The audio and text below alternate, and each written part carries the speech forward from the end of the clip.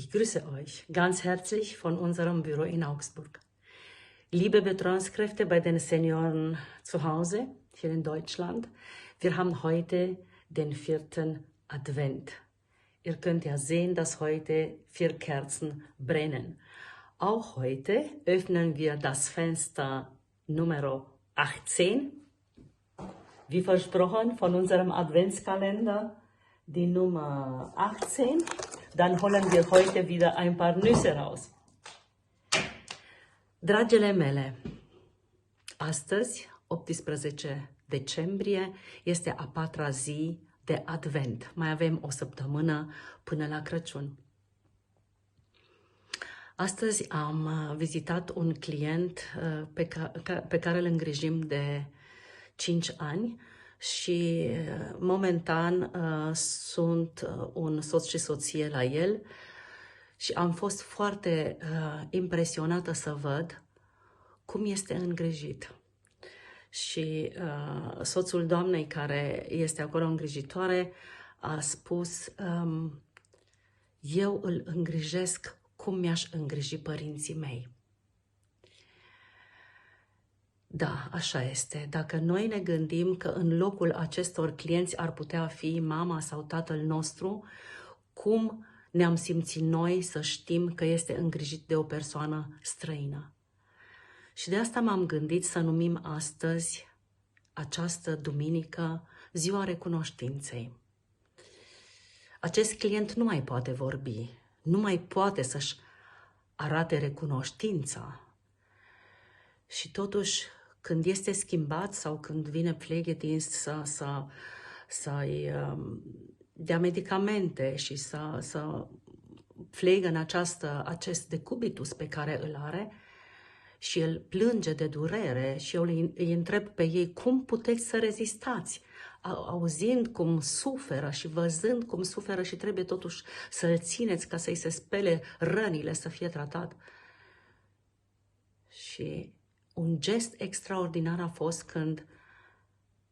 când am văzut cum clientul s-a uitat la îngrijitor și de la un moment la altul s-a schimbat. Ceea ce mi-a spus și soția: odată este supărat că trebuie să-l îngrijim, trebuie să-l spălăm, nu putem să-l lăsăm așa, dar el, în starea în care nu mai poate vorbi, să mângâie, să întindă mâna sau să sărute mâna îngrijitorului. Aceasta este recunoștința pe care unii, poate nu toți, o arată. Nu întotdeauna ne putem exprima recunoștința pentru cei care au făcut ceva bine pentru noi în această viață. Desigur că, în primul rând, ne manifestăm recunoștința pentru părinții noștri, pentru străbunii noștri, pentru toată piramida care stă în spatele nostru, deoarece prin acești străbuni a venit această scânteie divină până la noi și ne-a dat viață, indiferent cum au trăit părinții noștri, indiferent ce au făcut ei, pentru că fiecare din noi ne-am dorit la un moment dat o mamă sau un tată mai bun decât i-am avut. Și totuși această recunoștință, dragii mei, cred eu că merge chiar mai departe de oameni, mai departe de părinți, de bunici, mai departe de cei care ne-au ajutat în această viață. Merge poate până la Dumnezeu sau până la forța care stă în spatele nostru ca oameni, această recunoștință.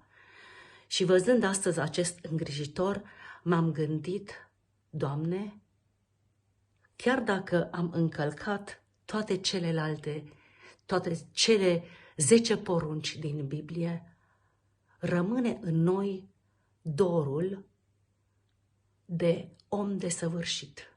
Și poate pentru asta a fost trimis Hristos în lume, ca să fie pentru noi un model de urmat, un model de om desăvârșit. Poate că dorul acesta de a fi ca și Hristos, bun, drept, înțelept, umilit și în același timp iubitor, de oameni, răbdător, chiar dacă a fost umilit la timpul lui, dar a fost extraordinar de smerit și de înțelept. Și poate există și în noi dorul acesta de a atinge cerul divin, de a avea acest model prin care să fim mai buni, mai înțelepți. Trăim cu acest dor în noi, oricât am fi de păcătoși. Și de asta m-am gândit astăzi, uitându-mă la acești îngrijitori. Ei doresc să facă tot ce este mai bine pentru acest om, chiar dacă ei nu știu dacă mai trăiește 24 de ore sau după 24 de ore mai trăiește încă o săptămână sau două, dar sfârșitul este aproape și înainte ca să judece, înainte ca să gândească, ei